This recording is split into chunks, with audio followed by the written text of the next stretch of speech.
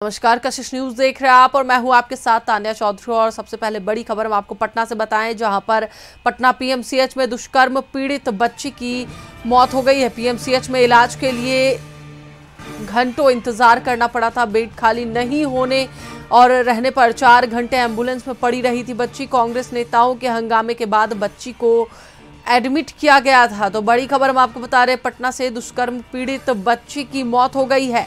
PMCH में इलाज के लिए उसे घंटों इंतजार करना पड़ा था। बेड खाली नहीं रहने पर 4 घंटे तक एम्बुलेंस में ही बच्ची रही थी। वहीं कांग्रेस नेताओं के हंगामे के बाद बच्ची को एडमिट किया गया था।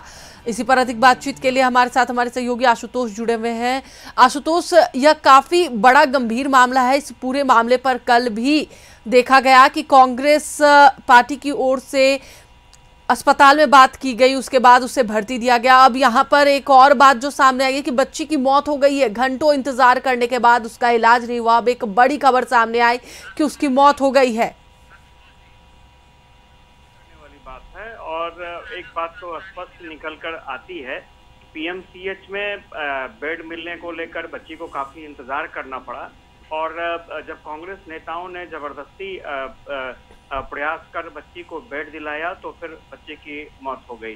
तो ये आप कह सकती हैं कि आप पीएमसीएच में जबरदस्ती मरीजों को बेड दिलवा सकते हैं, लेकिन उनका इलाज सही तरीके से हो जाएगा इसकी कोई गारंटी नहीं है। और सबसे बड़ी बात यह है कि इतनी बड़ी लापरवाही, चूंकि रेप विक्टिम वो बच्ची थी और उसके लिए कानून में विशेष प्रावधान है। पुलिस मदद से लेकर चिकित्सा सहायता तक के लिए विशेष प्रावधान है, लेकिन जो वर्ल्ड क्लास हॉस्पिटल है वहां पर उस बच्ची को संघर्ष करना पड़ा और संघर्ष के दौरान उसने अपना दम तोड़ दिया।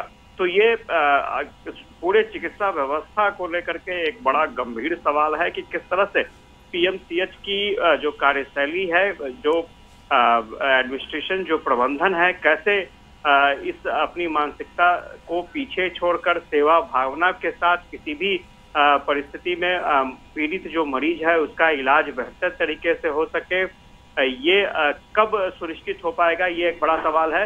इतना जरूर है कि सरकार की तरफ से वर्ल्ड क्लास हॉस्पिटल जरूर बनाया जा रहा है, लेकिन वर्ल्ड क्लास चिकित्सा भावना भी उसके साथ जुड़नी चाहिए, ये बेहद जरूरी है। तो फिलहाल देखना होगा कि आगे अब क्या होता है, लेकिन इतना जरूर है कि इस बच्ची की मौत ने अपने पीछे कई सवाल छोड़ रखा है, जिसका जवाब ढूंढना बेहद जरूरी हो गया है।